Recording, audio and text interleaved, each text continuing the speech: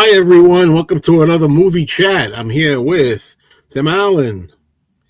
Also, we're joined by Tom Hunyadi this week. I'm glad Tom was Hello. able to make it. Hey. Hey, Only it's been a few weeks, but glad to be back talking movies with my two movie buddies, Joe and Tim. yeah, well, that's the problem, though. If you're gone, you might have a lot of movies. We got to have enough Yeah, time. That's the thing yeah, to yeah. talk about. So, hello so far to the people that have joined us, like Ramoga, for example. 4D Man's not here yet. I don't know if 4D Man's going to be here. He's welcome. He's been joining us the last few shows, couple of shows, 2 shows, 3 shows.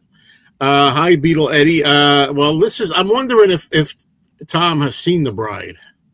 8:45 tonight. I'm going to go see The Bride. Because we'll talk. Well, let me put this one since you asked. I'm wearing the Bride of Frankenstein shirt from 35. I own the Bride. Hey, I love when you got to watch the titles here. In fact, somewhere I have a laser disc of it sitting here. I bought just for the laser disc. Jennifer Beals is freaking gorgeous, I thought. Anyway, and I saw that in the theater in 1985, and while it wasn't great, I did enjoy. I accepted Sting as Dr. Frankenstein, I'll be honest with you. And I liked, Clancy. Did the Bride Roxanne? I'm just curious. Yeah. Well, Clancy Brown is the monster. I liked him, and I liked the story.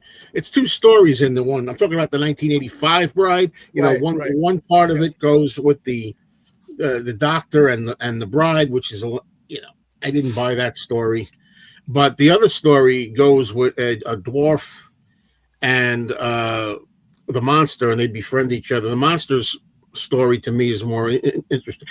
That movie's okay, but everything I've seen of the new one, it just looks so ridiculous. And the thing is, I think that's the point, though.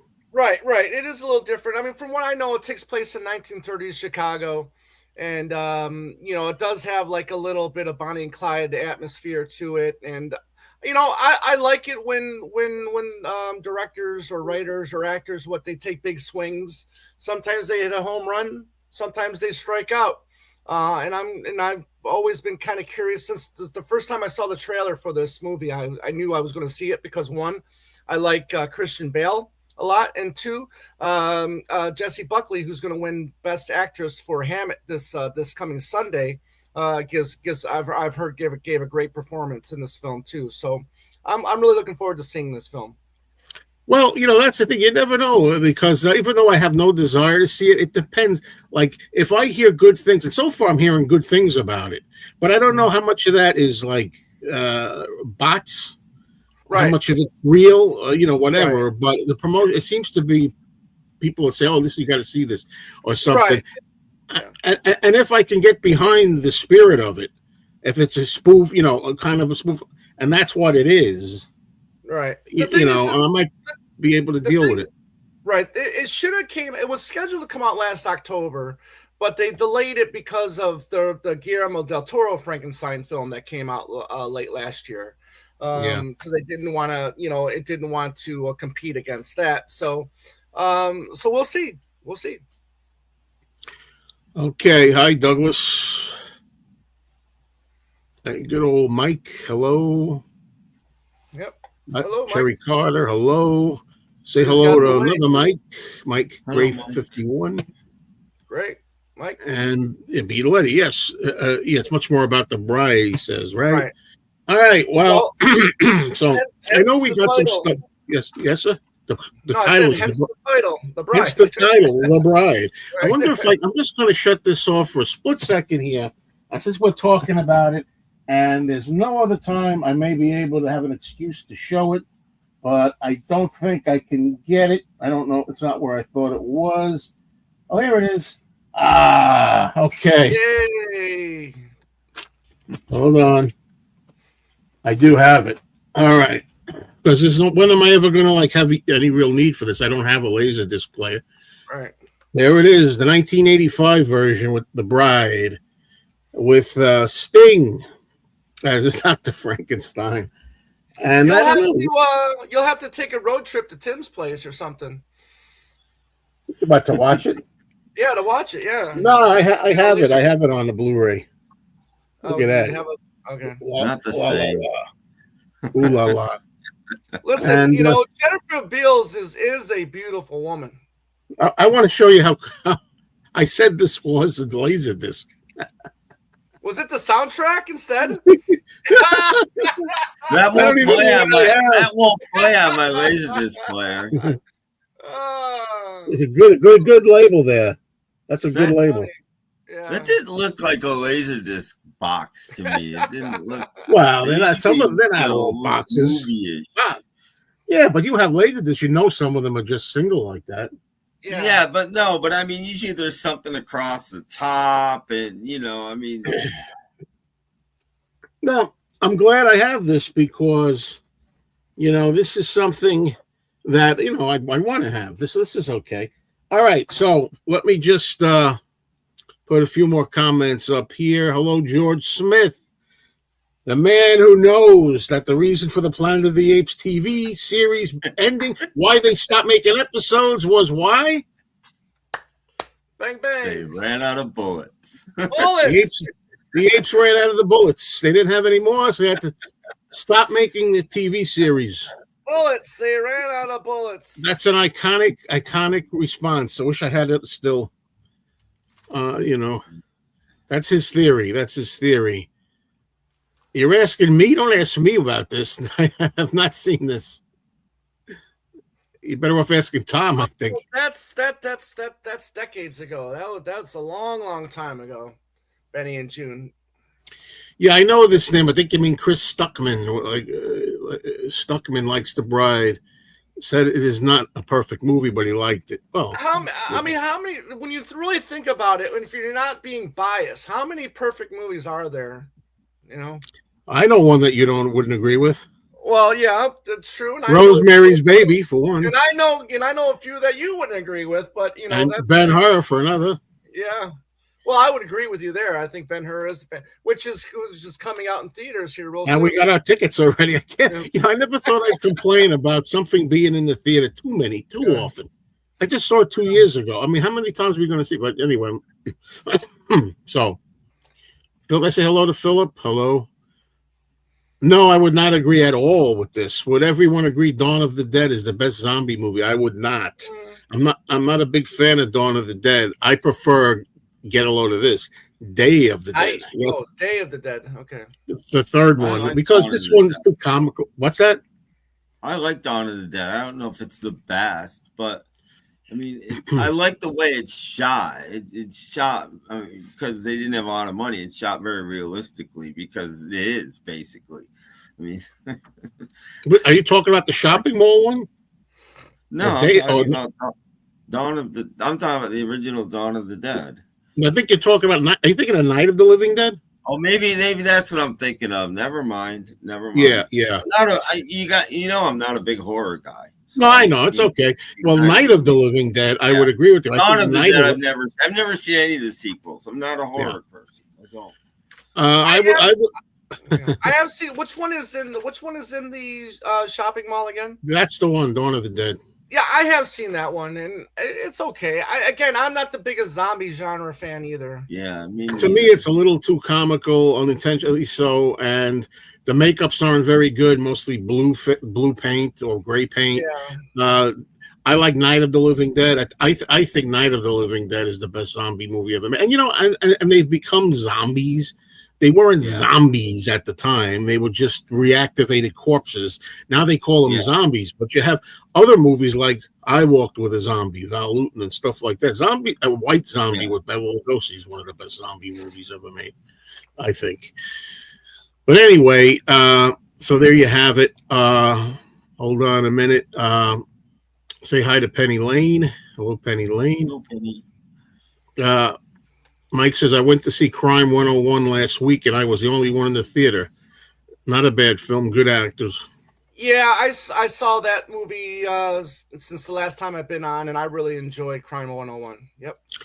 How about Project Hail Mary? Right. I'm seeing that next week, I think. Is it 19? Maybe the 19th or something like that. But I'm really looking forward to this. This is has been getting high praise, as a lot of people are considering it one of the greatest sci-fi films of all time. So I'm really looking forward to it.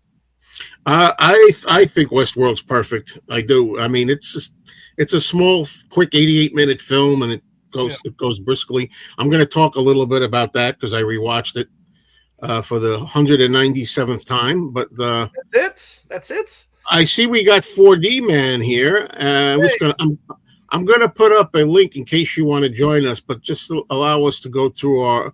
Well, actually, if you want to come up, you're welcome. But what I'm saying is, you could join us in some commentary about the movies we're watching. You know, if you don't have any of you, and anytime you come up, you're welcome to tell us if you've watched anything since we last met. If you've seen anything, old, new, whatever. Yeah. But I do want to say, 4D Man, I know what you're referring to. I watched it today, but I didn't know for sure you'd be here. But I'm glad you're here. I know you're trying to work things out, and it seems to be. But we won't talk about that here. We'll talk about the movies. There you go, Rear Window. Would you agree? Perfect movie. I haven't seen it in a while. It's good movie. Great movie. I mean, it's really good. I don't know if there's perfect. Perfect means there's nothing you change. There's one or two slight little things I'm gonna change, but it's really good.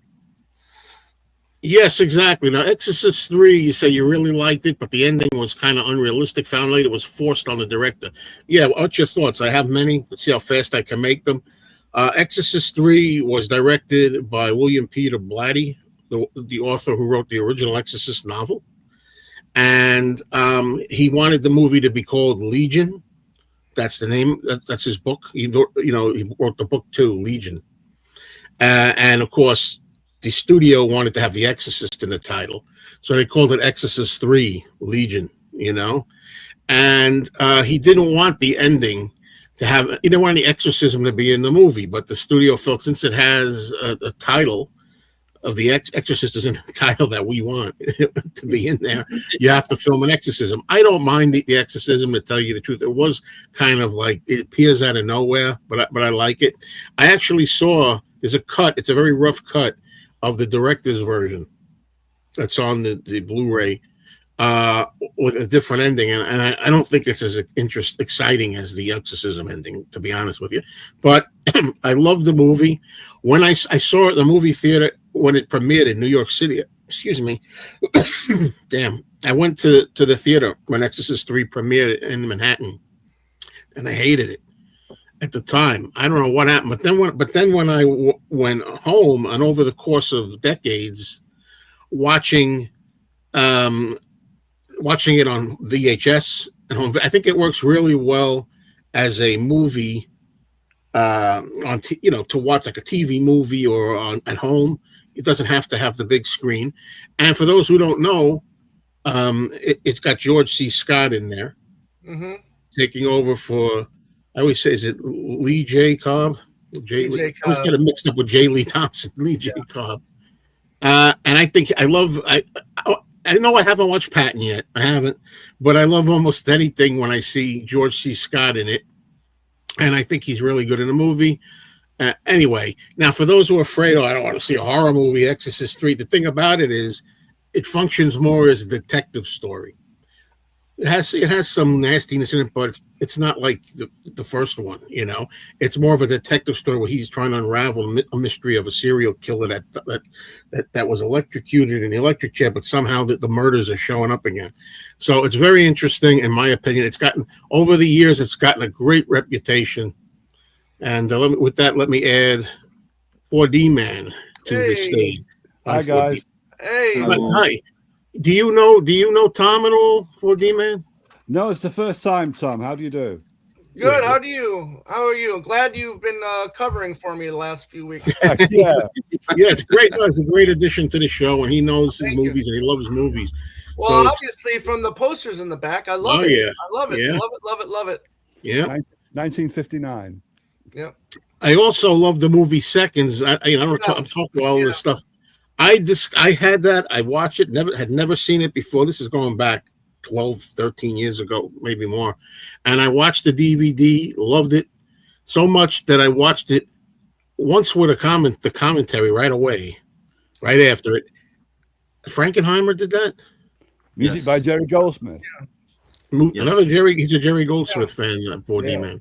There you go. And after that, I showed it to my then wife at the time. I said, "You got to see this." So we watched it. I've never seen it since, and it was even in the theater that I go to, but we didn't make it. But let's see now. Dawn of the Dead, featured music by, I think it's Goblin. The soundtrack. Woodland. No. I hope we're going to talk about this a little. Yeah.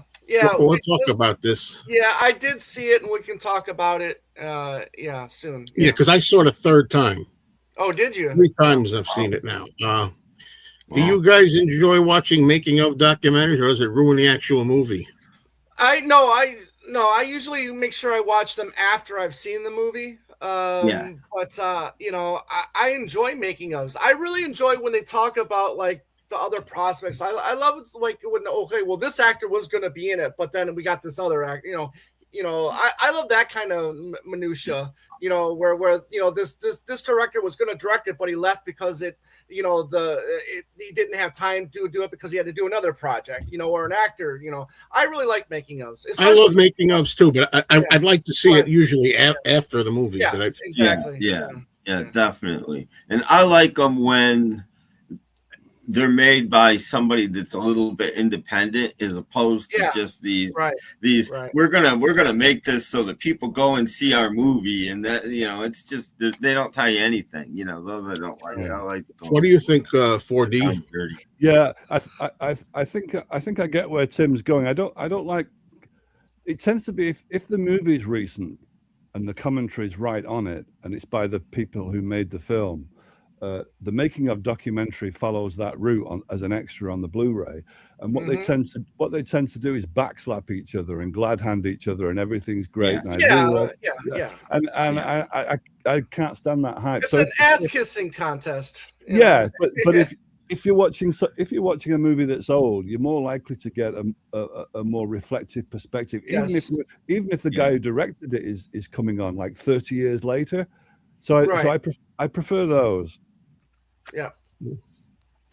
All right. Spaghetti westerns must have been hard to make, as all this spoken mixed languages.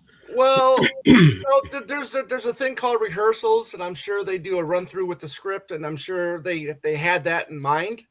So I'm sure they worked their way around that. And plus, it was all dubbed. They didn't record the sound afterwards. But when you're filming it though, and one person's speaking English and another person's speaking Italian, right? It might be a little harder to follow. Yeah, but when you're through with their line, you do your line. You rehearsed it a couple times, so you don't have to understand them. You just have to. It's rehearsed. Yeah. How about the Jokers with Oliver Reed and Michael Crawford? Was Oliver Reed sober for that? That's what I want to know. Was he ever sober for any movie? I don't know. Guys, anybody watching, we're going to take a break now to talk about a little what we might have picked up, things we've picked up or put down, and everything. Let me start. I'll try to go through this fast. And I made videos on this. But anyway, these look identical, but last time or whenever it was, I picked up this 4K of Westworld and thinking that it had a Blu-ray in it because it said 4K Ultra HD Blu-ray, and I thought that meant that it was a combo. Well, it's not. But so then I immediately found out that there was in fact a separate Blu-ray. This is another disc, and I picked up the Blu-ray. Now, what I didn't realize about it, I'm so glad that Arrow did this. Yeah. Let me blow this up a little bit. This is one of my favorite movies of all time, just for fun, Okay, now take the slipcover off. Let me ask you, Joe. Top 5 favorite film of all time, or one of? Would you just say? Oh, it's easy. Top 5. Favorite. Not greatest, but favorite. No, personally. Oh, Westworld? Yeah, the only one as far as I'm concerned. Yeah. But anyway, okay, there we go. Anyway, now I didn't realize this till late. They have a reversible cover. This is also, this is featured as the Blu-ray cover, but you can reverse the cover and have the original artwork, which of course That's when I was 11 years old. Yeah. And saw this on a double bill with Soylent Green, an MGM double feature. Oh. I was in heaven with this. I can't think of a movie that affected me as much as this movie did. And you got to realize this is before The Terminator with Arnold Schwarzenegger, the killing machine. Mm-hmm. It's before Halloween when you have The Shape, the guy, stalking Michael Myers. And what was the other one? Oh, man, I listened to the commentary. They pointed. Oh, in Jurassic Park, Michael Crichton, of course, directed, wrote and directed. The idea of the theme park gone wrong. This is the first time of that. This was a real innovator. And at 11 years old, sometimes it's hard to put in perspective, when you look back on it. Like I said, these things, we weren't oversaturated yet. We hadn't seen all these kinds of things yet. So it was a big deal to this kid. It has a commentary that I didn't love, unfortunately. I was hoping it'd be enjoyable. I did enjoy it by filmmaker and film historian Daniel Kramer, which it starts out, in my opinion, on the right path, but then after a while veers off into other things, right. And then occasionally comes back to the film. Oh yeah, by the way, they used the Alka-Seltzer for the skin, the robot skin bubbling here. Okay, and anyway, back to what we were talking about. It's like, you watch it. Are we talking about the movie or are we talking about something else?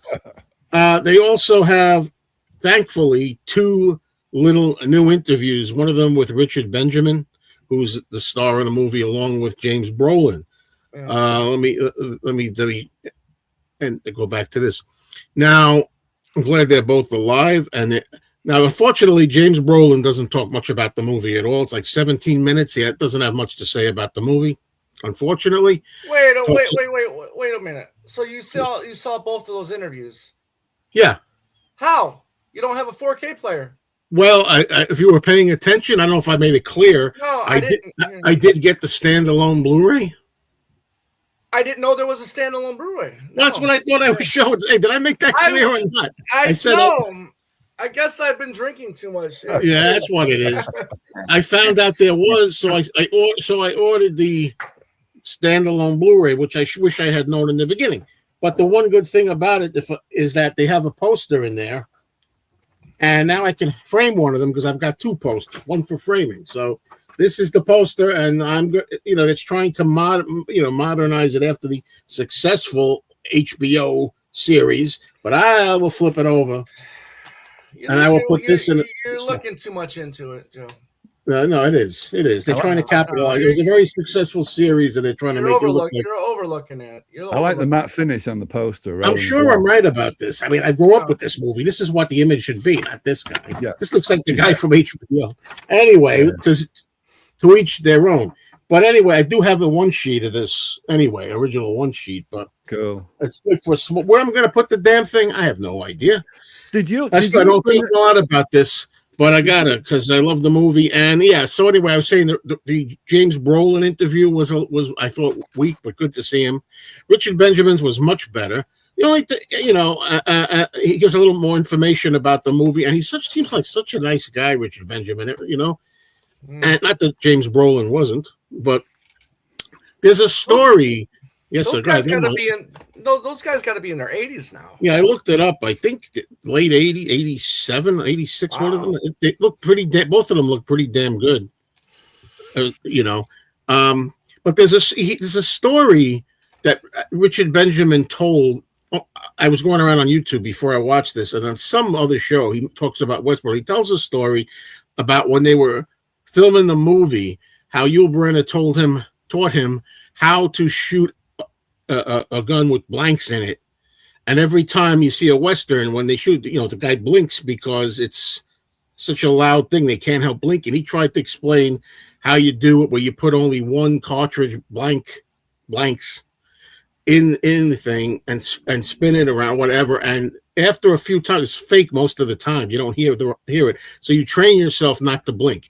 All right. Well, he tells that story that on the DVD Blu-ray. I'm sorry, on the Blu-ray he tells that story, but a part that was left out, and again, with reading too much into it, wonder if because of the climate out there these days, he doesn't tell that when they went to the back lot and were rehearsing this, Yul Brynner said, listen, I'm gonna close my eyes at one point, but make sure you count to 2, whatever it was. It was a count of 1, 2, 3. Make sure you shoot the blank on whatever. Whatever he did, Richard Benjamin made a mistake, and Yul Brynner got hit in the eye with wadding from a blank cartridge, which could be made of plastic or foam or something.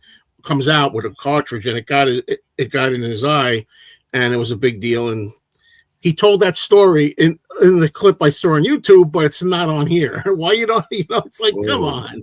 I want that here for posterity. But anyhow. Of course. So what else can I say about it? It's got, let's see. It's got a lot of features, It's got pictures, still galleries. It's got the first 48-minute pilot episode of a terrible TV series from 1980, I think it was, called Beyond Westworld. I saw the one episode when I was a kid, and I didn't like it. Go ahead. Let me ask you this: does it look better than the Warner Brother Blu-ray that came out? I think it does. I think it does. Yeah. Right. I think this is an improvement over it, because I did watch the movie and the commentary. Right. What else can I say about it? I don't like the Beyond Westworld too much. It was, I think it only lasted 4 episodes or something. It didn't last long on TV. And also, there's something they ran out of bullets. Yeah, that's why, right, George? Right. But yes, they had to only make 4 episodes. But anyway, and there's like there's all kinds of postcards in here with pictures, all kinds of fun things. But I forgot where I was going to say with this. Damn, it's one of. I'm going off to something else now. It's one of my favorite movies, like I said, of all time. I've seen it, so many times. I know every word. I know every frame of film in my mind. I don't really need to see it per se. But what else can I say?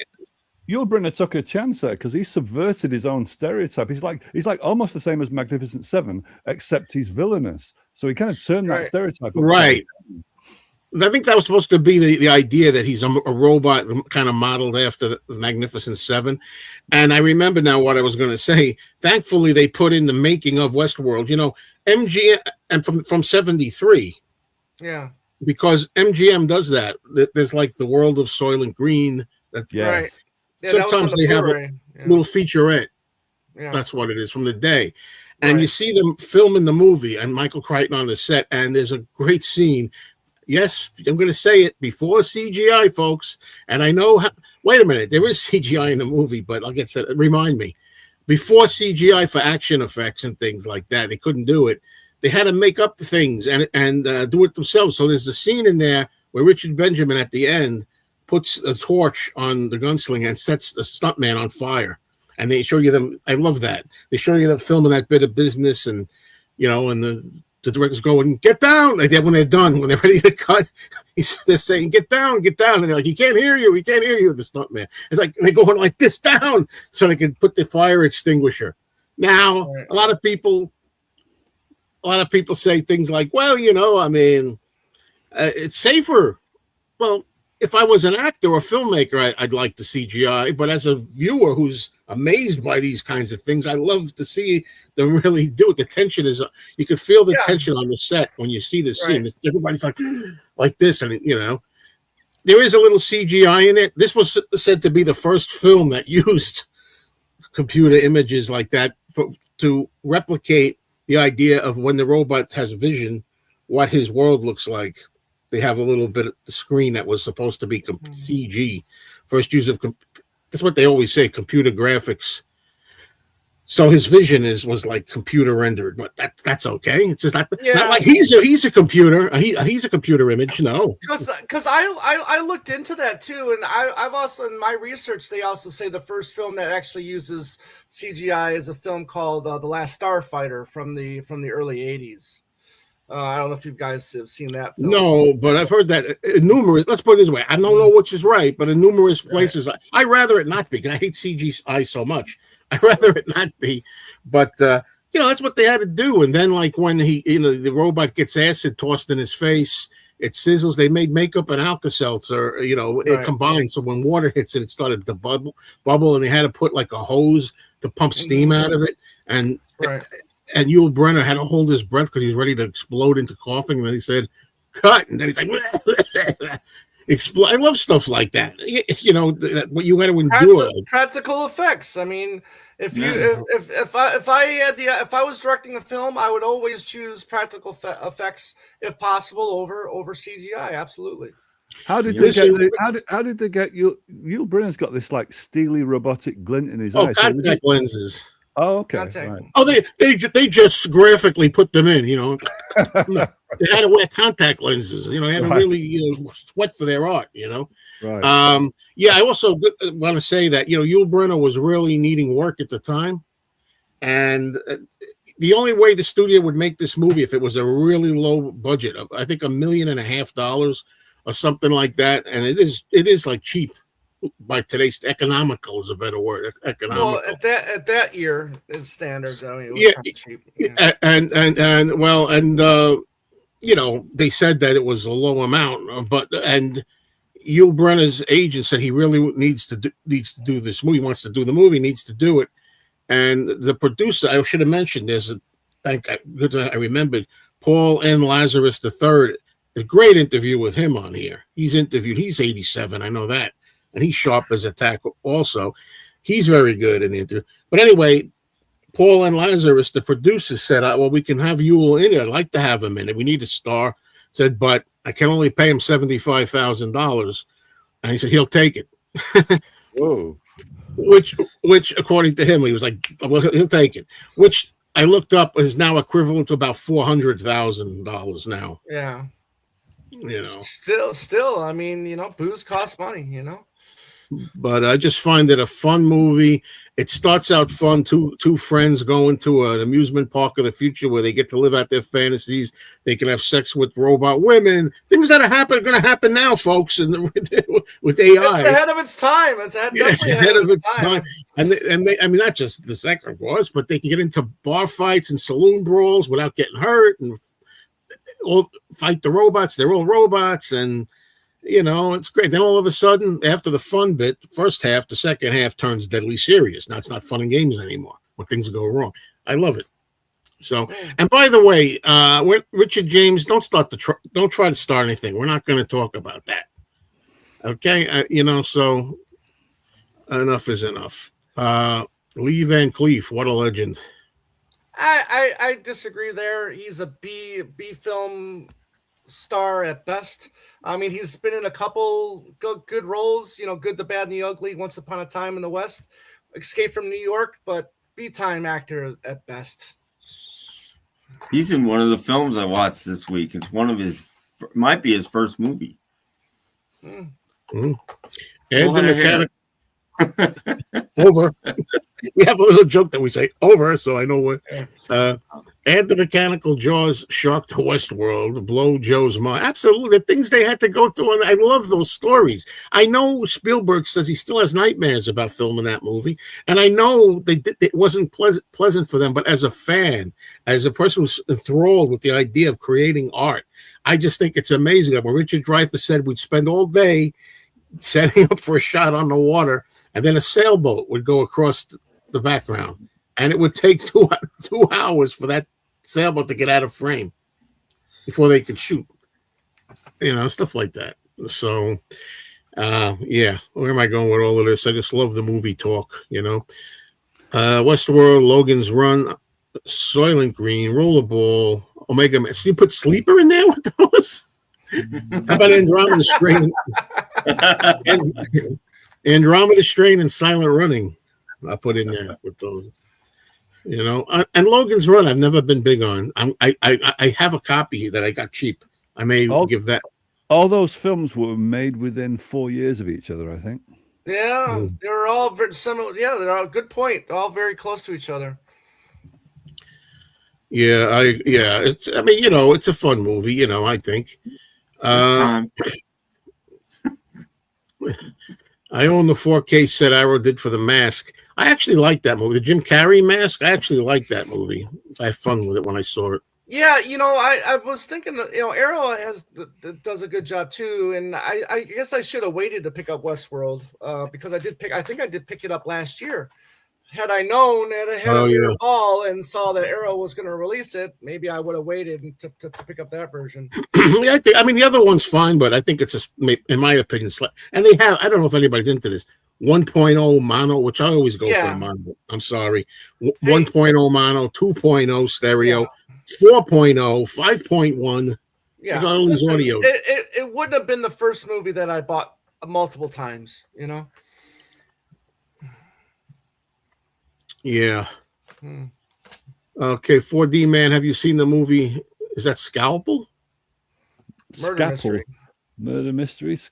No, I've never heard of it. But bear in mind, Douglas Gilbert, I'm really an old-fashioned stick in the mud. So this is a modern movie you're talking about. If this has been made after the 1980s, I may not have even heard of it before.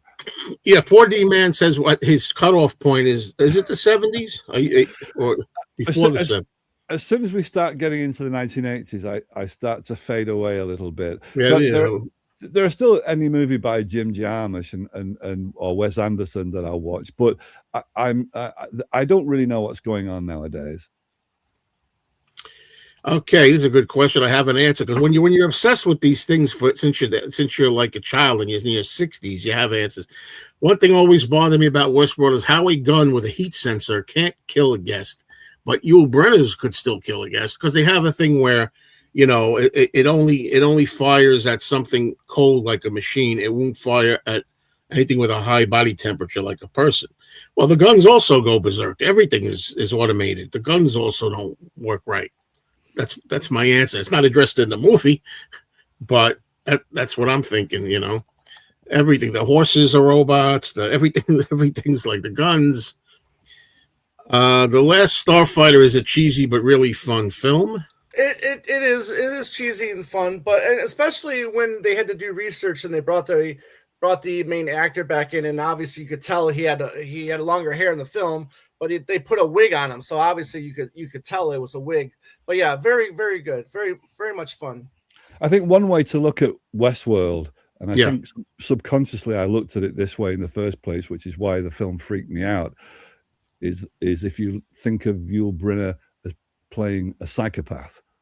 And now you say, well, no, he's not. He's playing a robot. So you have to be human. Right. You have to be human to be a psychopath, right? So how can you be? Right. Well, true. Well, the whole chilling thing about a human who is a psychopath is that there's a lack of empathy. There's a lack of a conscience. A lot of the traits that Yul Brynner has actually belong to a psychopath. So it comes close to that portrayal of a particular type of human pathology that is why it kind of creeps people out, I think. Well, see, in the making of footage, Yul Brynner is briefly interviewed on the set, and he says, like, you know, after he gets his character, the robot gets shot at, sent to repair, comes back, gets shot the next day. We pick up getting repaired, and he says finally he can't stand it anymore, and he winds up doing what the other's doing, like he's thinking. You know, they start to think for themselves. Now, me. Well, I always liked the idea when I was a kid. I always liked the idea that they're thinking for themselves, that they're programmed to do that. That's what he's a gunslinger, and he's programmed to start shit and go out and kill people and go, you know, start trouble and go out and kill people. He's just doing what he's programmed to do. Not that he said, I'll get even with him. This guy tried to get me. He shot me twice. Now it's my turn. I'm after him. Apparently, that is what he's doing. I think that was the intent, that he start getting more sophisticated, like the AI. They start like thinking for you or whatever. Or what Yul Brynner said might be that every time he goes in for repair, that's like he's exposed to trauma each time. And what do you do when you're exposed to trauma? If you think about war veterans, for instance, you know how they can turn crazy once they're back into Civvy Street. He said words to that effect too. I forget how he put it. He said, you know, it's so sophisticated, the technology is so sophisticated that he can't stand it anymore. Maybe like you're saying, like a trauma. I think that's how he words it. But see, I'm still obsessed with this movie. What can I tell you? Keen to hear what you guys go to a comfort movie that you never get tired of. Do you have one, everybody? Star Wars for me. You know, The Godfather 1 and 2. Clockwork Orange, so many. Yeah. How about you guys, Tim? 4D man. There's so many. For me, films like Mr. Smith Goes to Washington, I can watch that almost every day of my life. Are you pointing to 4D man? 4D man? I'm pointing to Tim so he can take the call. Oh, it's yeah. Yeah. Okay. Well, any Universal horror movie. Yeah, absolutely. And any early Hammer film before they left Bray Studios, and some early Humphrey Bogart movies like Maltese Falcon, right up to about Dark Passage, maybe. Those would be my comfort movies. Did you ever see Indestructible Man from the 50s with Lon Chaney Jr.? No, but I've seen the script. You know, Tom Weaver edited the script for that, and I've seen it. I've hovered over that, Joe, almost buying it, but looking for a better deal. But I haven't seen it now. Yeah, that's a comfort film of mine. I put it on. It was something I used to watch in the afternoon on TV all the time as a child. I put it on. I just let myself doze off because I've seen it a billion times. That's my comfort. But I'm going to have to start moving on a little bit. So let me see. Mono, from what I can gather, is pretty much the standard for movies until the mid 80s or so. I hate all those. I'm not wild about, the explosions are really loud, the dialogue's low, or you hear something coming from there and here. If the movie theater experience is right, it can work nice. But at home, I don't know. I don't know. What do you guys feel? I'll just take mono if I can get it. I just want everything together. If it was shot that way and you've got a good setup at home, then it's great. But otherwise, it's useless. Yeah, exactly. Yeah, this movie that Terry's talking about, Ex Machina. It's again dealing with robots. It's a good movie. I do. I love Soylent Green as well, but if I had to pick one, it would be Westworld over Soylent Green. See, and I'm surprised by that because I would definitely pick Soylent Green over Westworld. Well, I just find my reasoning is I just find Westworld more of a fun, adventure film. The other one's more, cerebral, maybe. That's how. Yeah, watch Clockwork Orange. There you go. I know, comfortable, and maybe it just had something to do with seeing it at 10 years old for the first time. I don't know. I saw the trailer for the upcoming Star Wars. Oy vey. No thanks. Let me just insert before I forget.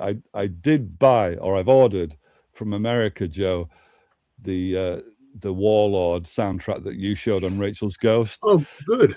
Now remember, I used to have that when I was a teenager in the 70s, but I had the Brunswick British version. It wasn't a gatefold. So when you showed that gatefold, I'd never seen that before.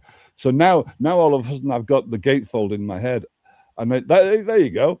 And I couldn't find it anywhere in this country when I looked on eBay. So I had to go to America. Now, Joe, didn't you tell me you bought that for $1?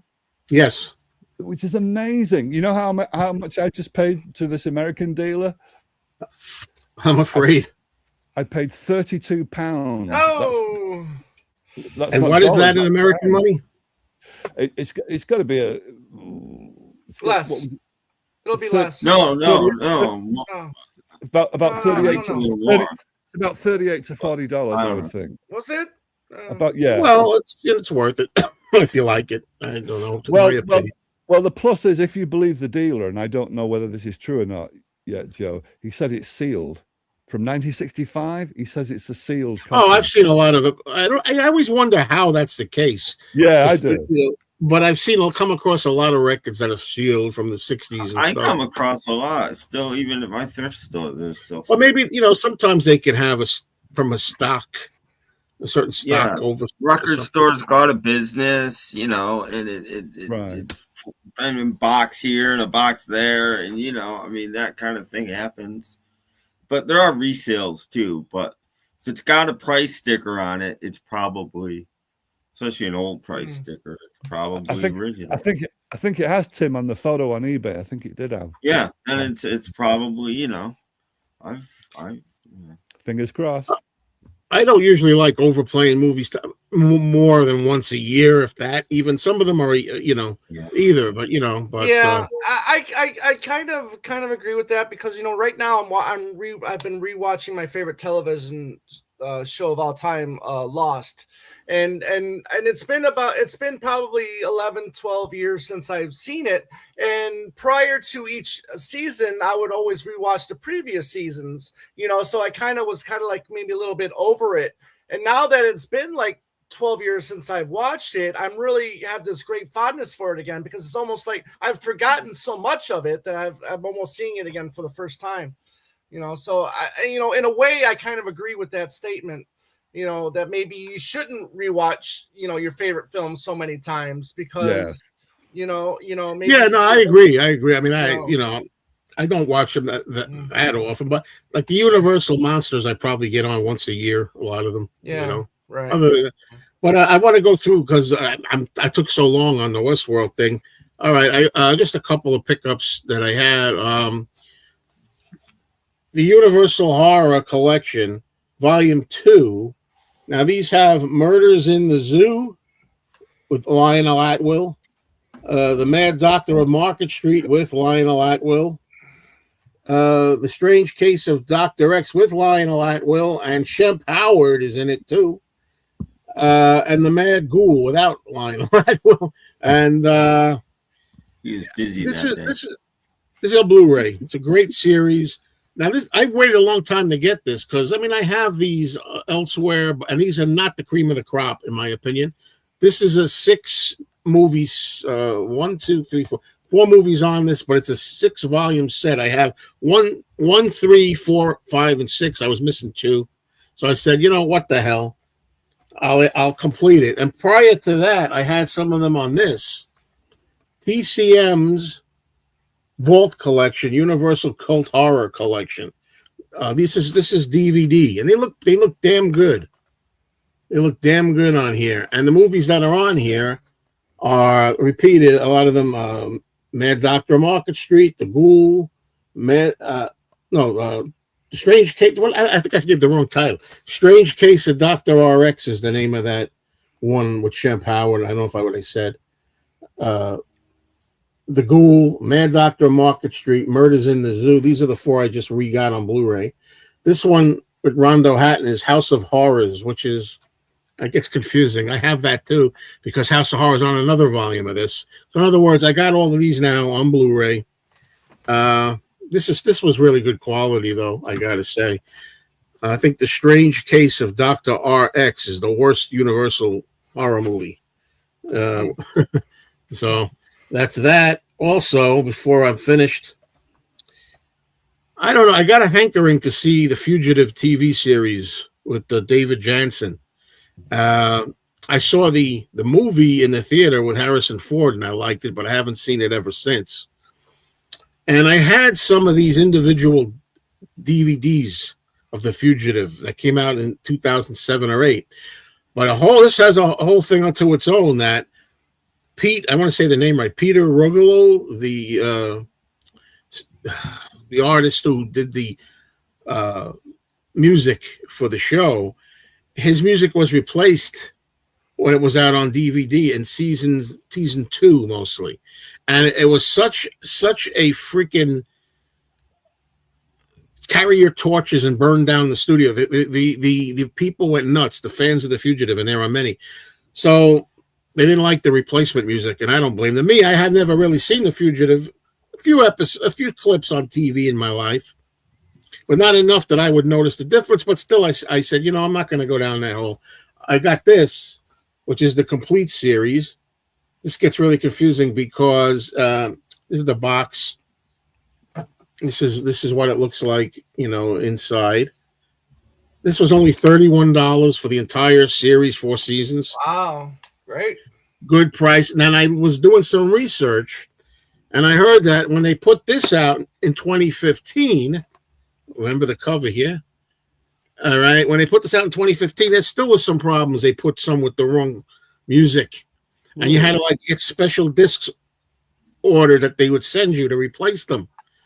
But then they put this out again in 2021. And supposedly now this is the good one in 2021, which I made sure mine says 2021 on it. And you're also supposed to look for the back I think a yellow sticker barcode replaced over the white means it's corrected. Anyway, that's what I've been watching. I like David Jansen a lot, and I liked his series Harry O in the 1970s. Yeah. Remember that one? Yeah, I've been catching some of those on late night TV around here. Only ran for 2 seasons, and when they brought in Anthony Zerber as the police chief, they really sparked off together. So that was a great series. And I like him. And they had a voiceover as well, so they gave David Jansen the job of doing voiceovers, like an old Private Eye would in an old film noir. Yeah. And he's got a really good voice for voiceovers as David Jansen. I like him. Well, this is a lot of what I've been watching. And by the way, I had the hankering to order this at night, at 11 o'clock at night, just regular, not Prime or anything else. And I got it 11 a.m. the next day. Oh, no idea how that happened. Wow. I didn't pay more or anything. So I got in 12 hours. And I've been watching the first 7 episodes or so. All of them are pretty good. All are very good. Actually, there's one, I think it's called Decision in the Ring. It's about boxing and all this. I didn't really like that one too much, but I love seeing the guests in here. I can't even remember them all. Robert Duvall, a young Robert Duvall with hair. Beverly Garland. I can't remember everybody. So many of them. Brian Keith is in this. Vera Miles, Brenda Vaccaro. I mean, I'm running into all these stars, which makes it a real pleasure. And it's really a gripping show, and I really like what I'm seeing. So, am I done now? The only other thing I saw, and I want to work this in with Tom, was I saw the new Elvis movie, Elvis Epic, which means Elvis Presley in concert. I saw it the first time with a friend, and the second time I saw it with another friend, and a third time a different friend. So 3 times I saw it, and I liked it more and more each time. I did a video on it if you want to check it out. Tom, what did you think? You saw this too, so we could work that in here. I thought it was fantastic. This was something I had no interest in seeing. I'm only a marginal casual Elvis fan. If that, I don't own any Elvis. I don't desire to own any Elvis music. However, seeing this, I was just so excited to see this after the trailer. It's like, okay, I need to see this. And I was reminded on how great his voice is. He's a fantastic singer. His playfulness in these what they show in these shows was fantastic, especially with the backing singers, but they were so pretty anyways that I can see why he would be so playful with them, especially when he had the brawl over his head. Yeah, that's great. And then he tries to sneak up on the one, scare him. Yeah, it's so great, man. What a guy! I love the back and forth between the rehearsal song part of this. When the song is playing, they show part of the rehearsal. They show part of the from the shows. I really thought that was kind of cool. I did appreciate the little 15 minutes opening because again, being a casual Elvis fan, I didn't know a lot. I didn't know that he hated doing all these films that he did. I didn't know how much control or the contracts that he had with those. And I enjoyed that part because I got a greater understanding about who he was and more of his ambitions that he just couldn't do because of his management. One of my favorite parts was that interview he did where the interviewer asked him about the war or something like that. And he says, "Oh, I'm just a musician. I have no interest in saying this." And then the interviewer goes, "Well, do you think all celebrities should do that?" And he says, "No." And I thought that was probably the best. Right? I thought that was probably the best thing he said in there. But I really enjoyed this. I do actually want to own this documentary. I liked it that much. However, it still hasn't made me want to go and buy any of his movies, or even though I used to own Jailhouse Rock, and I probably would get Jailhouse Rock again. King Creole. I know, because I saw a video where you talked about that, and maybe I would consider buying a greatest hits again, but I'd be fine if I never owned. I missed the mark, man, because I thought, in addition to the great singing and the great voice, I mean, I got like, I loved how it like you said, it showed you him as a person. Yes, and you really got a feeling, and I could understand the magnetism, the charisma, the magic, the power, the way he commands an audience, but at the same time, he respects his audience, and he knows. I always say that he knows how much he means to them. Yes. So he goes out to the audience and kisses the girls. I like that part as well. I really like that part as well. Yeah. I just loved it, And by the way, now, because that shows you, sometimes we've talked about this, when you see a film more than once, it hits you differently. Now I appreciate the montage, or what they call it, the preamble. Somebody said the preamble at the beginning. It's important. It actually is important. It is important. It is important. Somebody compare. Go ahead. I'm sorry. Go ahead. It's hard when you get excited, because some people compared it to Peter Jackson's Get Back. Right. That's what I was going to say. It's just like, for us, like when we were watching Get Back, like, we don't need that. But then you're not thinking about the casual fan. Right, because then for me, seeing this epic with that montage at the beginning, I felt it was important. I really felt it was important. Yeah, it was important. The first time after I said that, and you see where he is now. It's like just like with Get Back, the Beatles' whole career, and now boom, they're here now and they're trying to do this. Same thing with Elvis. He went through all this. He went in the army. Yeah. He made these. He couldn't get out of the movie contracts. He was miserable, and then he wanted to perform again, and boom, this is where we are. And it's too bad he never got to perform outside of the U.S. either. He really wanted to. Yeah. So, boy, that's a lot. So, can you imagine John, Paul, George, and Ringo getting to see Elvis back in the the late 50s or early 60s? That would. Yeah, sure. Well, I mean, I could go on with that too. George was criticizing Elvis, said, "I got to see him, and he was wearing that big buckle and all of this." Well, I just wanted to tell him. Yeah. I wanted to tell him, can't just get your jeans on and sing. That's all right, mama. Yeah. But then when George did his concert, everybody criticized him because he was doing religious music and he wasn't doing enough Beatles. He didn't like it. Karma coming back. Yeah. Well, anyway, one last thing I'll say about Epic is, I'm sorry. Look, I don't have a good system. I have a 55-inch screen. Okay. I don't have a big sound. I don't care what system. You better have some damn good screen and speakers to match that experience. And I didn't even see it in IMAX. IMAX is even better, I heard. Unfortunately, I've got a few IMAX screenings here in Michigan, but none of them had it. So I had to wait the following week until it started playing in regular theaters. All right. Now I know I took so much to talk about today. So all right, and it's been a while since Tom's been here. But Tim, let's do you next. What did you pick up? You said you picked up stuff. Okay. I picked up The Usual Suspects on Blu-ray. I have it on DVD, but again, a couple bucks on Blu-ray. Definitely great movie. I think this is a movie that made Kevin Spacey's career. He had that and Seven, the same year. I mean, that was a great one punch. Yeah. This is a great movie. If you've never seen The Usual Suspects, it's a fantastic, almost noir way, because it sucks you in the way a noir movie sucks you in. So great movie. And the only other one I bought.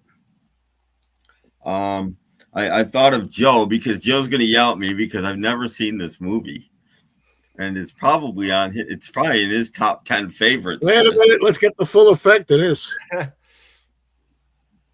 What's in my top 3, maybe? Yeah.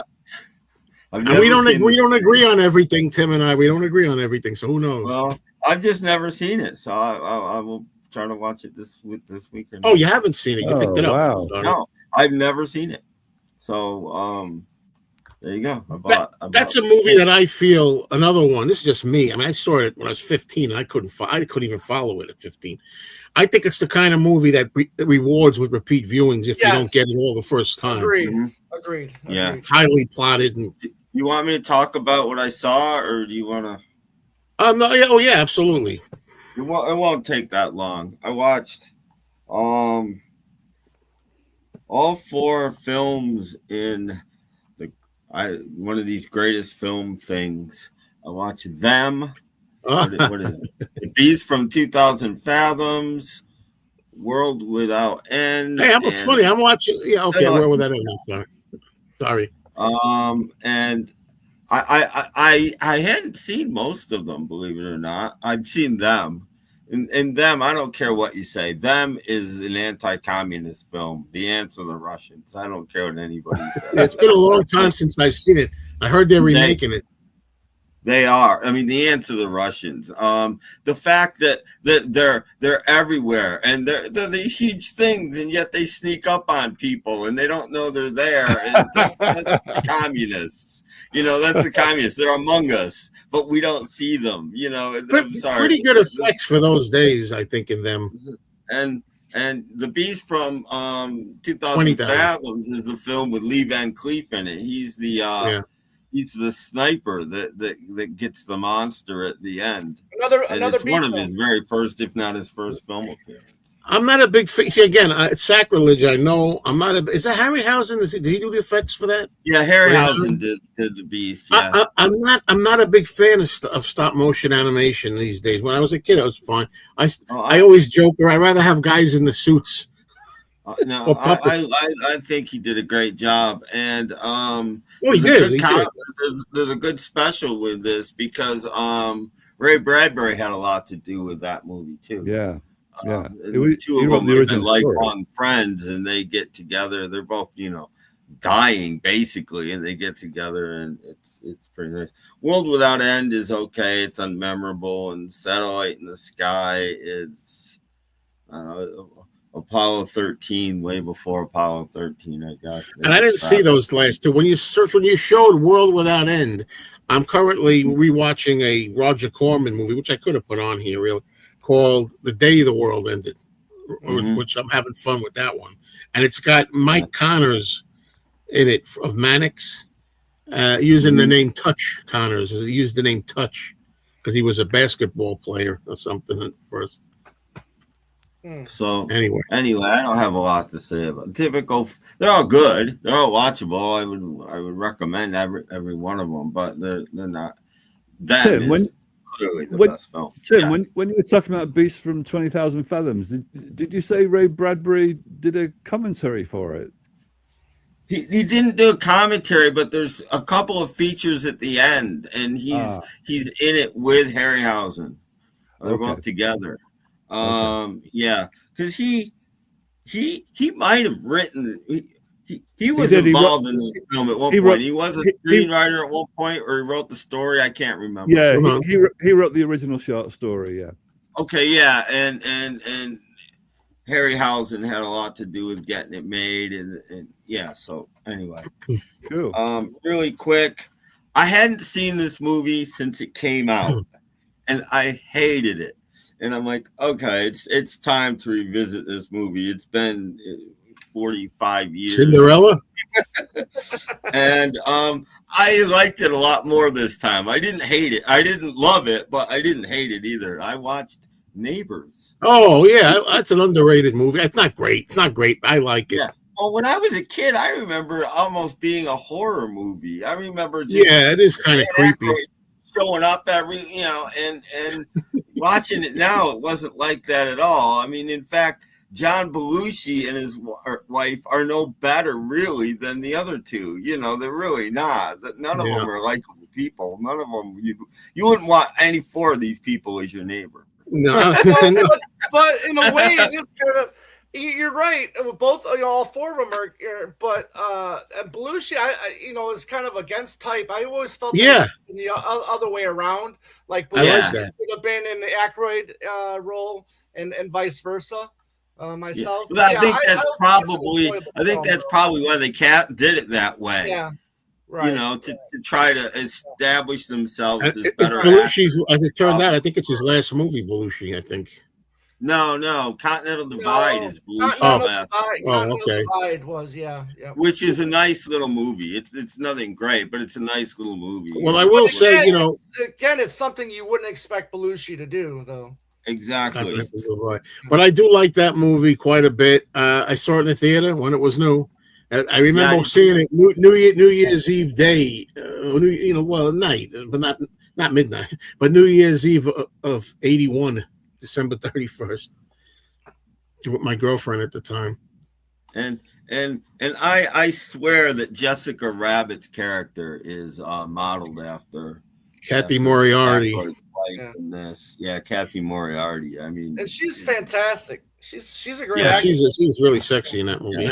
I can tell you. So I watched that, and then I watched this, which I've had this movie for years, and I've never paid any attention. And I watched it, and I loved it. And I'm like, why didn't I watch this before? Anybody ever seen King of California? This is the one new movie I watched. This newer, 2007. And I think this is great. This is probably Michael Douglas's best performance ever. Whoa. Slow down there. Better than Fatal Attraction? No, I'm serious, because he gets out of the nut house. He's got this 17-year-old daughter who's been living on her own for 2 years because his wife left him and he went to the nut house. So she's been lying to everybody and living alone and doing the best she can, trying to pay the bills. And he gets out and she goes and picks him up, and that's where the movie starts. And he's nuts, and that's why he's so good. He gets to just do whatever the heck he wants to do and just be. But you believe it, you buy it. But down deep, he's a really nice guy, and you know this, and that's what's so cool about it. Anyway, I really like this movie, and Evan Rachel Wood was great in it too. I thought this was just a really, really interesting, very cool movie, and I really enjoyed it. All right. All the movies I watched. Thank you. Now we're going to move quickly to Tom. And by the way, I did this last week. I could always start this a half hour earlier. I usually got to leave by a certain time, but I could start it earlier in the future. We'll see. But Tom, okay, what's going on? All right, so pickups, Blu-ray. I'm Scorsese fan through and through and through. There's a new label called Cinema. I can't pronounce it. And cinematograph or whatever like that. I think they're associated with Vinegar Syndrome. But they released Scorsese's second feature, Boxcar Bertha, starring Barbara Hershey and David Carradine of the great Carradine family franchise, if you will. Not a good movie, but because I love Scorsese, I want to collect everything that Scorsese has done, and I think this is the first time it's been on Blu-ray. I'm not 100% sure, but I got to go back and look. But I do tend to enjoy this one. It's okay.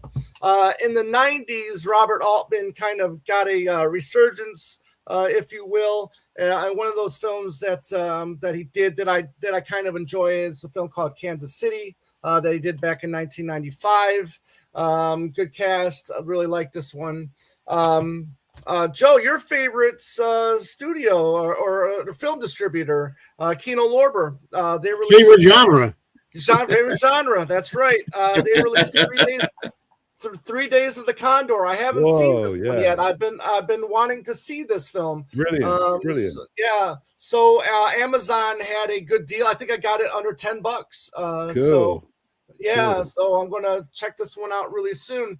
The film Blu-ray that I picked up that I've really been excited about. Now look, Warner Brothers just got sold or by Paramount Pictures. Okay, they won the bidding war, and it's still going to be about 10-12 months before it actually becomes final. However, that being said, I'm really worried about the Warner Archive collection. Okay, which they release the great films of the 30s, 40s, 50s, 60s, up to now. Get them now. Yeah, exactly. So I'm kind of worried about them because I don't know if that's going to carry over to Paramount if the deal does go through. Now, 2 years ago, they released the first Tarzan movie, or the first in the series.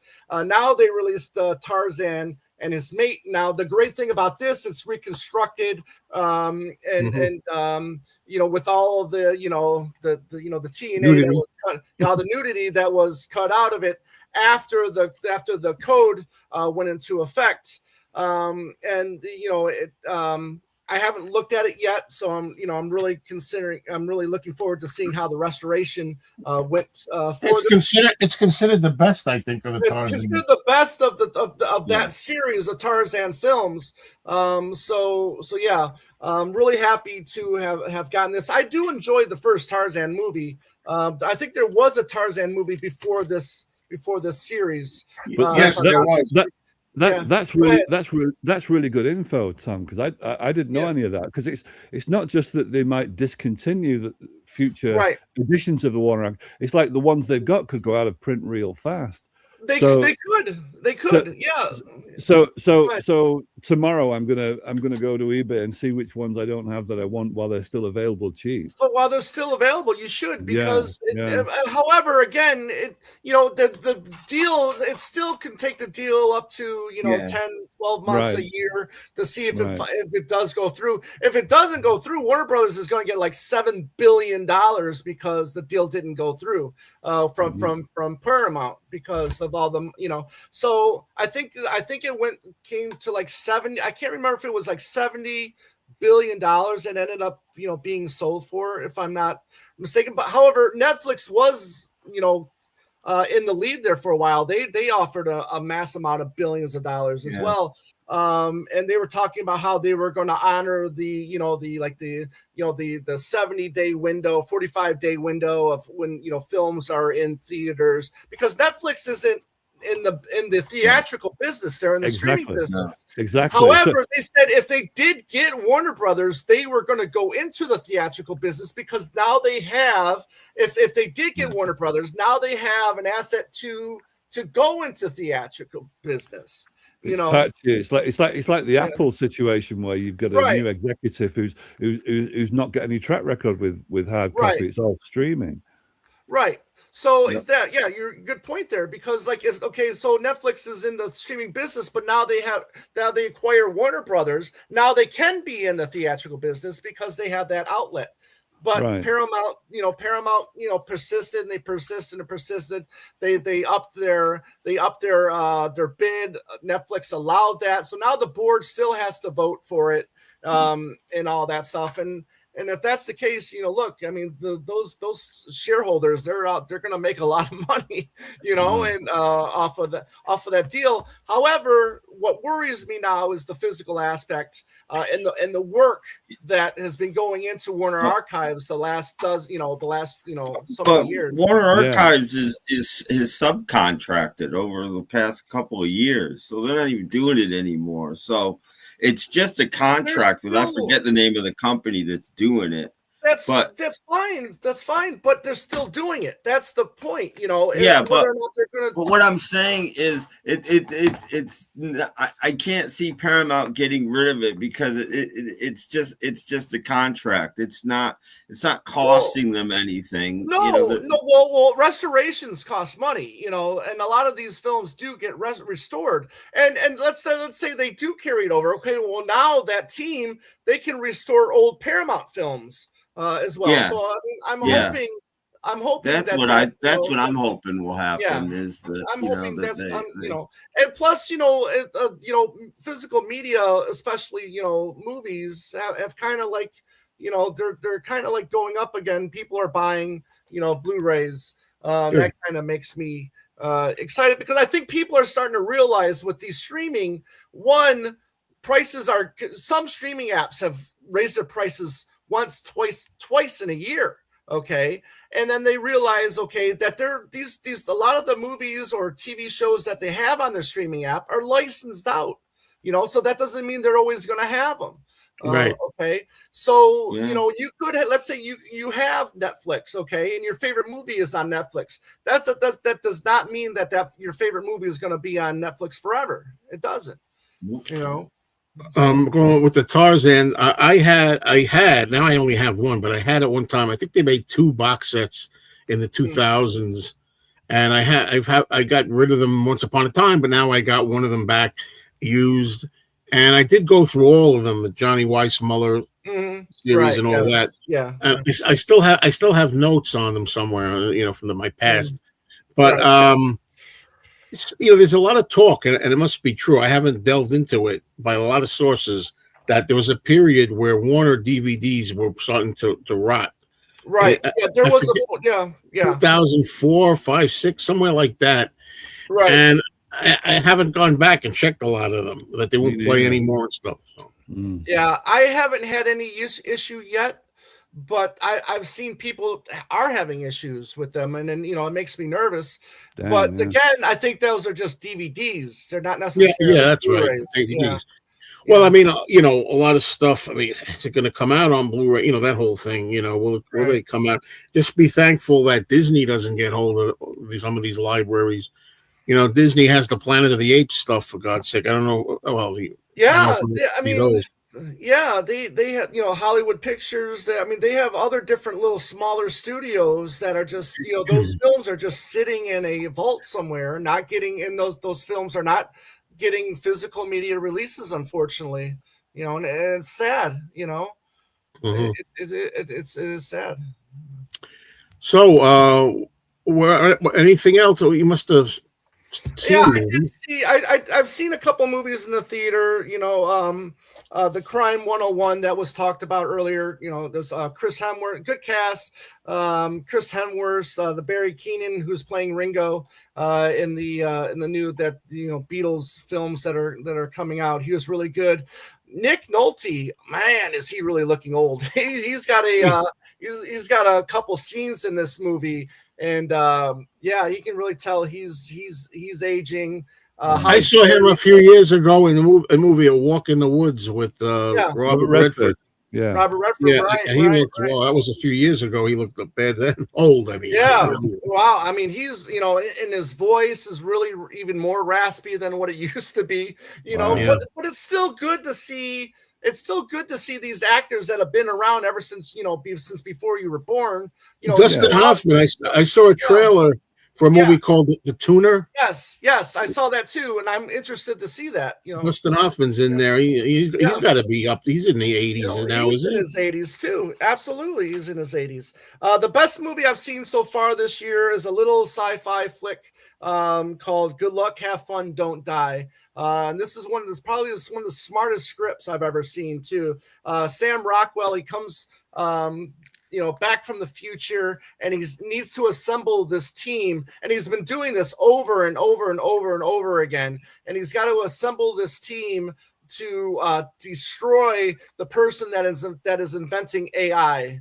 And it's a it's a really fun, like I said, really fun, really smart film. Do they destroy it? It's got a little twist ending to it. And again, it's one of the best and smartest films that I've seen in a long time. The Dracula from earlier this year, really just disappointed. I'm really I know Waltz. I saw a scene or a trailer, whatever it was, and Christoph Waltz. I liked him so much in other things. I almost was going to try to see it just to see him. Is it worth it? Do you think I like it for him? No, I don't think you will. He does kind of play the Van Helsing character in this film, and and he's fine. I mean, he's a good actor. I mean, a good actor is going to be a good actor even if the movie sucks. That is very possible. That if they try, they can still give good performances in a bad movie, right? And he does do an okay performance. However, again, this is probably one, these gargoyles that come to life. That'll drive me out of my mind, man. I'm still recovering from The Mummy with Brendan Fraser, 1999. Oh, I hated that movie. My God. It'd probably be best if you don't see this version of Dracula. And I would never see Van Helsing, that movie that came out years ago either. Hugh Jackman in the lead. Yeah, now that you want to talk about bad CGI. That is bad CGI. Oh, So well, is that anything? I am seeing the Bride tonight. Like I said. Well, let me know, because I mean, if again, it's not. I have a reputation that I don't like things to be stupid. Now, meanwhile, you could say that Bride of Frankenstein is kind of stupid and comical too. As a kid, I thought it was too silly. But I get what James Whale was going for with Bride of Frankenstein. It's okay, but yeah, I just don't like. That's why I don't love an American Werewolf in London. I don't like when they're like, it's a horror movie, but yet they make everything's a big joke. They don't take themselves seriously. I hate that. It's my own thing. But if it's an out and out comedy, like I love Abbott and Costello Meet Frankenstein because it's comedy. So you like it compartmentalized, Joe, like what genre it is?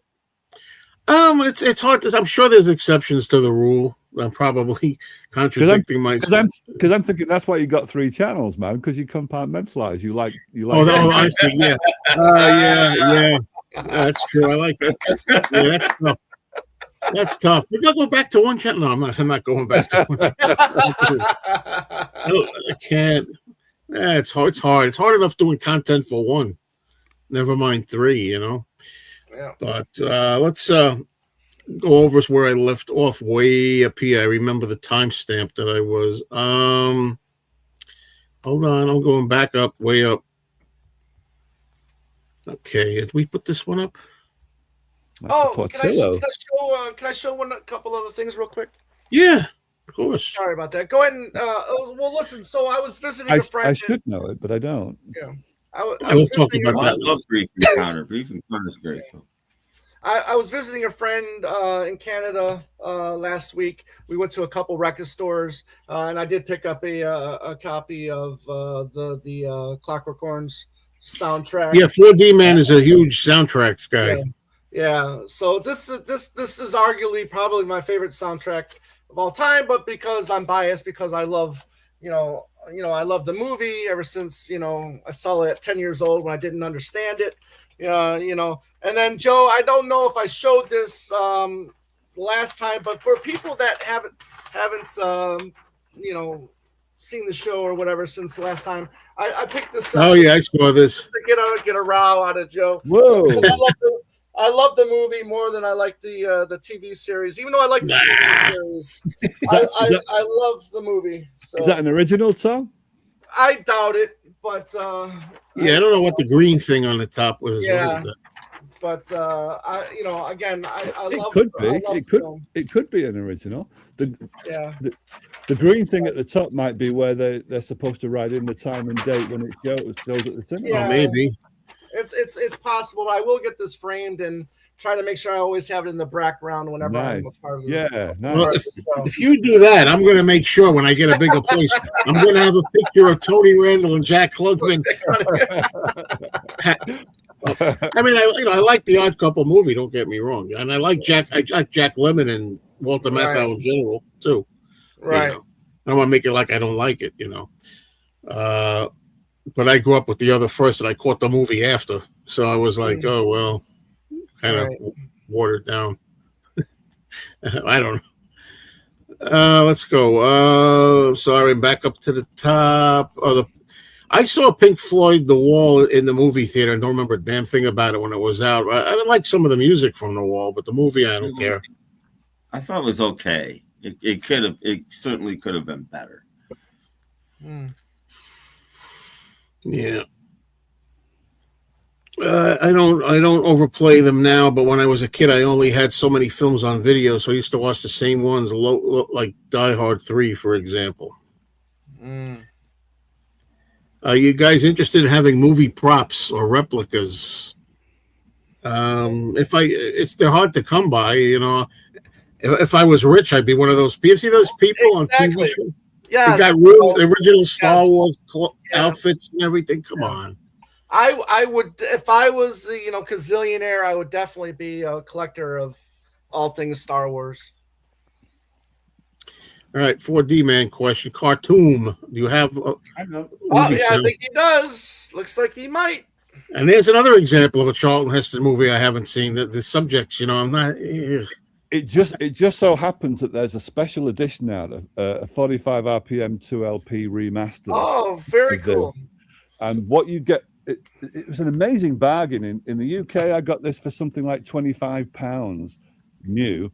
And what you get with it is, because it comes from a company that gets the estate holders to cooperate. So you get all kinds of extras with it. So you get a free CD with it, which is the CD of the soundtrack. Nice. And you also get a poster, a reproduction of the original poster, which I won't be able to show you the whole thing because oh, that looks huge. Hang on, wait a second. It's 30 by 40 inches because it's a UK repro, but you can see a little bit of it anyway. Be careful, don't damage it. It's not worth it. Can you see any of that, Joe? At all? Yeah, oh yeah, sure. If I move it along like that, does that help? Yeah, and go down with it a little bit when you can. Let's see the top more. Okay. Can you see? Okay, there you go. There you go. The horse. Yeah, well, that's cute. That's a big poster. Okay, so you get that as well. Bear in mind, this was like, all of this was like, I think it was under £25, and remember, there's 2 albums of it, not just one. And on top of that, it's 45 RPM as well too. Yeah, and the other thing they like to do, I'm not sure about the value of this, and you won't be able to see it anyway. They did it with Bernard Herrmann's scores as well. Why they include the autograph of the widow of the composer, I don't know. Yeah, man. They did it with Mrs. Herrmann when they issued the Bernard Herrmann ones, but so you get that as well. But that's, you know, and I'd never heard this score before, but as soon as I saw that it was by the same label that had done the Bernard Herrmann ones that had cost me like £60, £90, and this one cost 25. So I guess it wasn't selling very well. And I looked it up, and it does have the reputation of being a really good score, and it is. I've never heard of the composer before. But do soundtracks sell well in general? I mean, who knows if they do or not? That's a good point. You know, Orson Welles said basically what you said before, Tom, is like the reason why you like Clockwork Orange. Orson Welles must have pissed off about 200 film composers in Hollywood when he told Peter Bogdanovich that the reason that people buy the scores is to remind them of the movie that they like, you know, which almost makes it sound like all the composers are fucking interchangeable, like it doesn't matter. Right. So he must have pissed off so many people when he said that. It just amazes to me that, you know, Charlton Heston is like, you know, my favorite, and I have just about all his movies, but I still haven't put some of them on, like number the one. Subject matter. Number one. Yeah, number one. I have seen on. I have it on Blu-ray, but I saw it on TV before I got the Blu-ray, and I watched 3/4 of it. I have to really see it. But number one, I could get into, and but stuff like Khartoum, like I don't even, and what else? Even El Cid, which is supposed to be great with Sophia Loren. I've never seen it. There's a great line in there. He said he hated kissing her because her breath always smelled like garlic. Oh yeah. But, and I haven't seen like how can you ever hate kissing Sophia Loren? Yeah, I could name some other ones like 55 Days at Peking. Like I haven't seen that. I haven't seen Major Dundee. Yeah, I like Major Dundee, and the fact that he got his name over Laurence Olivier too. I mean, that was pretty. Yeah, pretty but good. I mean, there's some movies of his that I've actually, you know, that are not typical. You would think that I'd watch it. That I enjoy. The Naked Jungle, I liked. Yeah, a lot of the early ones. I'm not going to name all his movies, but I mean, what's some of the other ones? I know there's one called The Hawaiians that I saw. There's like there's a scene in number one where Charlton Heston is driving along in a convertible, and it's like he could just exit that frame and drive straight into the Omega Man because he looked so similar. Yeah. I finally caught up with, what was it that I caught up with that I didn't love? Wow. You know, your instant recall. The one that was the inspiration for Indiana Jones. Secret of the Incas. Yeah. I was like, nah. Yeah. You know, but I wanted to ask 4D Man if he was a fan of Olivier's Shakespeare stuff. Yeah, I love the 1948. Is it Hamlet? Yeah, Hamlet, yeah. I love that, and I like Henry, not as much as Hamlet, but I like Henry V as well. Yeah. Richard III he's a hard person to like. Oh yes, of course. Yeah. I forgot about that. Yeah, thanks for reminding me. Yeah, Richard III. I love that film as well. Hamlet's my favorite because it's got this spooky, ghostly atmosphere. But Richard III would be the next one. And then what did you think of Olivier? I'm not Olivier, but Orson Welles, Shakespeare. Oh, Chimes of Midnight is Chimes of Midnight. Chimes of Midnight. Yeah. Yeah, I think that's one of Wells's greatest films, and I can't show you because they're in the other room, but I've got the front of house stills from Othello, his 1952 Othello. Yes. And I love that, and I love when we were talking earlier about how it can be good to hear the making of stuff. I love the fact that he had such trouble financing that a fight scene starts in one country and actually it wraps it up in a totally different country. Yeah. So I love that. I love the bravura of that, of just having to make it free fall and just hope that everything turns out right. Yeah. I'll agree with Beatletti there. Pulp Fiction, I think, is comfort food. Yeah, I love it, and I agree with that. I forgot to say I did see Charlton Heston on stage in Manchester in 1985. He was touring with the Caine Mutiny. Oh. And it was a play that he was also directing, so he was the main guy. The Caine Mutiny Court Martial or something? Yeah, the Caine Mutiny. Yeah. He played the Humphrey Bogart part, but what was a little bit ridiculous, and he couldn't help it. What could he do? So he doesn't have his first walk on for, I don't know, maybe 10 minutes. So Charlton Heston did it for 10 minutes, and then he makes his entrance, and of course the entire fucking Palace Theatre breaks up in applause. So all he can do is stop there, break out of character, and take a bow to acknowledge the applause, and then go back into character. It just seemed a bit stupid. But on the other hand, what else can he do? It would seem rude. He's very respectful, old school, I guess, like that. I got to meet him 3 times, and I got his autograph, and he personalized it. It was like it's a story in itself, but another time, Well, I started out with the science fiction, Planet of the Apes, the Omega Man, Soylent Green, and then, of course, every year the 10 Commandments on TV, Ben-Hur on TV, those religious, and then I just started liking him, and his presence. He had that stoic, larger than life presence is what I like, and he does all kinds of roles. He even played Sherlock Holmes. Did you ever see that one? I did. Yeah. TV movie, right? Yeah. Crucifer Blood. Crucifer? I can't remember the title, but I've got it on DVD, not Blu-ray, but I have got it on DVD. Yeah. He's a little too, I don't know. He was a little too old by then. I don't know. It didn't work for me that well, but let's see what we got here. I can imagine 4D loving the 70s sitcom movies like these here. Did you? Well, I can pick out the Likely Lads amongst all of those. When Rachel did one of those humorous photos that signify the, what do you call them, thumbnails that signify the episode. It was an episode where Rob Walker and I were on, and Rob Walker is, like I am, is from Manchester. So Rachel just put the two of us together. I'd had a few drinks at that point, so I did look a little bit out of it, and so the pair of us, Rachel hadn't seen Whatever Happened to the Likely Lads, but that's all I could think of, is that we were Bob and Terry out of the Likely Lads, even though Rachel hadn't seen it. But yeah, I think the Likely Lads was such a marvelous script, and as chance would have it, they picked the two perfect actors to fit the characters, to fit that script, and so that was maybe my favorite sitcom of all time is the Likely Lads. The other ones that were mentioned, they were okay, but Likely Lads is top of the bill. Well, look, I mean, I can understand how A Clockwork Orange could be uncomfortable for women, and rightfully so. The older I get, and the more experience I have, I'm uncomfortable with A Clockwork Orange as well. And supposed to be, though, right? And you're supposed to. That's the intent. The intentions of the filmmakers is it's supposed to be an uncomfortable film. And speaking of 70s, I love Fawlty Towers. I started watching that again. Yeah. I started watching I watched the first 2 episodes last week again, and just brilliant stuff. Yeah, marvelous.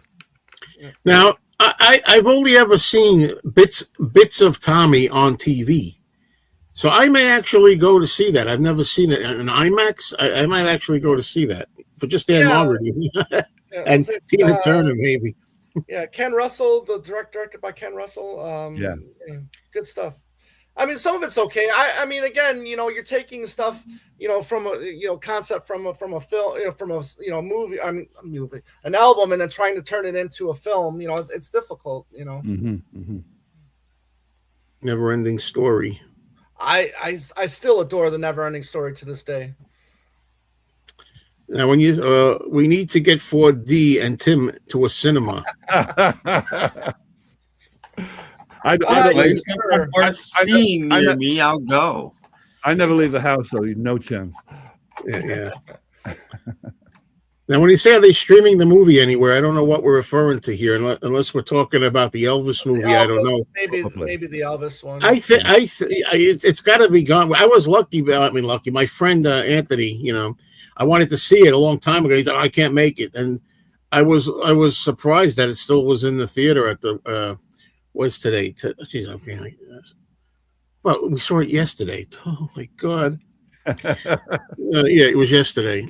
And I didn't know. I think real quick, the Epic will eventually land on Hulu for those who have Hulu streaming on Hulu. I'm telling you, if you have any chance of seeing it in the theater, see it in the theater first.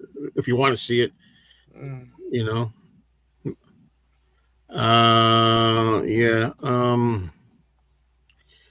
All right. Now I was waiting for this question. Now let's take our time with this a little. Man on the Run or Epic? I know Tom's answer. No. It's apples and oranges. One is a concert film. One is more of a documentary. It is. I mean. Yeah. Okay.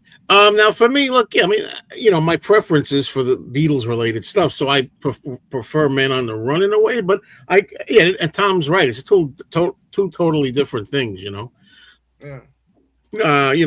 So in a way, Epic's the better film if you want to say that. But Man on the Run is different, and I enjoyed watching that too. So. I never watched The Sting. It's on my list, though. Yeah, I think it's a great movie. I understand. Go ahead.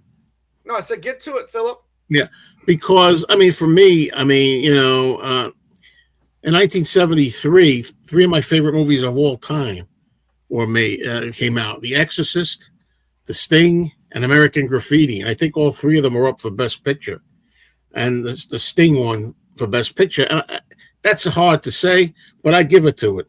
I'd probably give it to The Sting, actually. But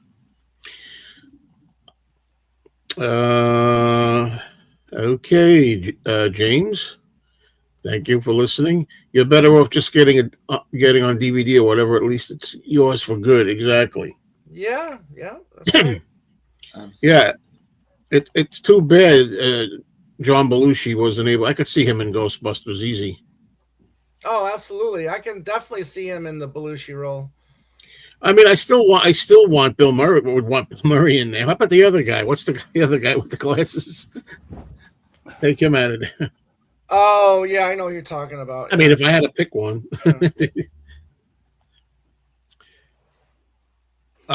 Me, I don't like Woodstock. I'm not a big Woodstock guy. Honestly. I mean, listen. Great Country Joe, whatever his name, is dead, but he was only really relevant during that period. Charlton Heston watched the movie every week. Well, no, he actually went on to a fairly decent career in country music. Man, if I was him in that movie theater scene, I would. He sits in like close up to the front, man. I'd be sitting at the back seat all the way to the side with my eye constantly on the entrance in case those, whatever you call them, mutants came in. I would be sitting there. Anybody could come from behind. I like the film because he's experimenting with a lot of the split screen simultaneous things. So you see the crowd and you see the performer at the same time. And at the time, around about the time of the Thomas Crown affair, which would be 68, just before Woodstock, and the Boston Strangler did it as well. That was quite an innovative thing to do, that split screen. Right. Scorsese was one of the editors on that project. On the Woodstock project? Woodstock, yep. Oh, I didn't know that. Okay. Yeah. Hey, oh yeah. Francis, Felix, can we stop talking about Francis? Yeah, the name was Gloria on TV and Francis in the movie. What was I going to ask? Oh, again, this is happening too much. There's a lot of things going on. Oh, man. Sidetracked. Happens to me. Because of that. Yeah, but, at least I'm running and doing a lot of things at once. I had this up, and then that made me think of something. I can't remember what it was. The Broad.com. I don't remember. Spoof. Something to do with spoofs, maybe? Why you don't like horror spoofs? No, I can't. That wasn't that. Okay. I don't remember Larry King for some reason there. I picked up that soundtrack album when I was a kid and enjoyed it. Is that cartoon? The cartoon one? You probably meant the original cartoon, maybe. Yeah, I did see Blitz. I mean, if you're talking about the film Steve McQueen, not the actor, not the dead actor, but the British director, I did see Blitz, and I did enjoy it.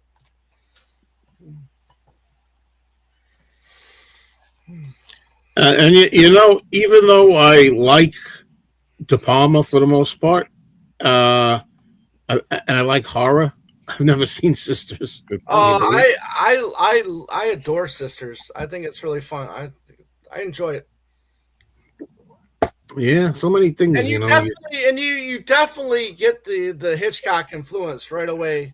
And you would have thought, because Hitchcock was so experimental technically, you would have thought he would have gotten into the split screen act, but he never did. The only thing I remember which wasn't split screen was there's a scene in Marnie where she's robbing a safe, and round the corner of the wall, the cleaner is coming closer and closer, mopping up the floor. Right.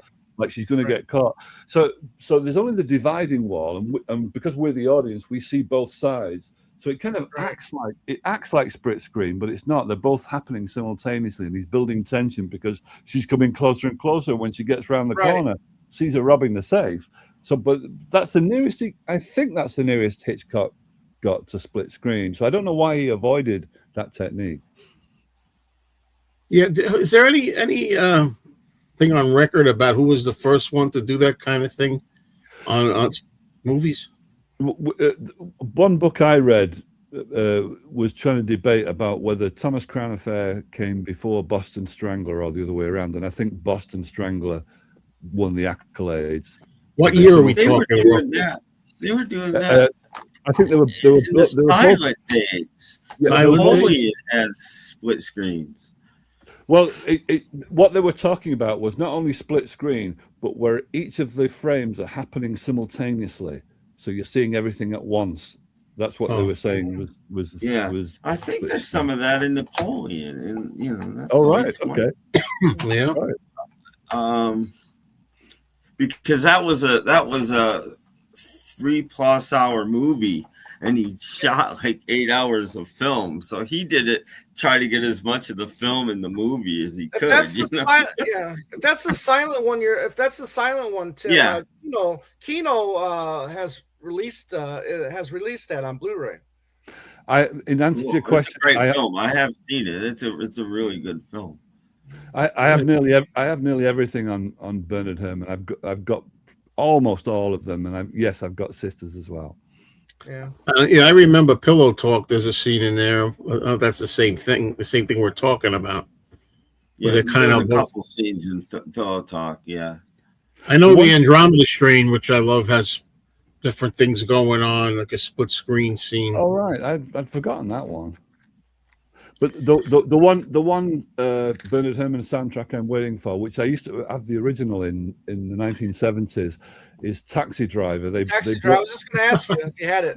They brought out a double album 45 remaster, right. and you had to pre-order it by about 6 months in the UK anyway, via Amazon. So I did that, and it's supposed to be delivered at the end of this month. So I hope they don't renege, because it's no longer available in the UK under Amazon.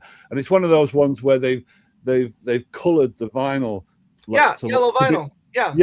Well, to be like the old New York taxi cab, so it's yellow and black, splashed over. So I'm looking forward to that.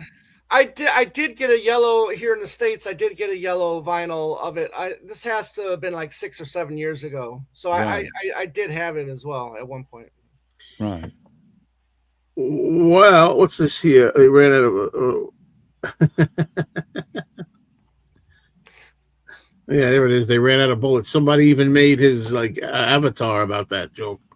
Well, I think George's idea was because he thought that the bullets that they had in the Planet of the Apes were left over from like the 20th century. Yeah, bullets, and that they ran out of them, so that's why they ended the series. Were the apes smart enough to continue the gun? They did. They made their own guns and their own ammunition. But anyway, on that note, I think I got to end this. Unfortunately, it was a lot of fun, but time to go. I've got a shadow. I've got a shadow box for my next live stream. Anyway. Yeah, I was going to say, when is that? But is that hasn't been done already? It's coming. The reason is because I was outside in the back garden reading this book. I had a really nice time for about 5 hours, sat in the back garden, feeding the birds and the squirrels and reading this book, oblivious to all the hullabaloo that was going on Rachel's ghost, because Rachel wasn't supposed to be transmitting today. It's not Rachel's time. Right. So when I came back in and tuned in, 4 hours, it had already been going on for 4 hours. So there's no way I can answer to what was brought up without seeing what was said in the first place. So now it's been agreed that I should catch up and watch the 4 hours I missed, and then I have to rendezvous with Tokyo O'Brien on Rachel's. And did you watch it back? Jump through it? I've watched. I've got about half an hour of it left to watch. So, and I'm glad. Do you ever speed it up? There's ways of speeding it up, putting on number 2 speed. Yeah, but the reason I couldn't do that, Joe, is because I know later on I'll be put on the spot, so I've got to be sure of what was said and what wasn't said. Yeah, okay. Well, hopefully it'll all work out, and because there's no such thing as a bad boy. Right. And on that note, I'm going to run. So thank you guys so much, all of you, for being here. Let's do it again. Hopefully, next Monday, and talk soon, everybody. Be here. All right. Cheers. See ya. Bye.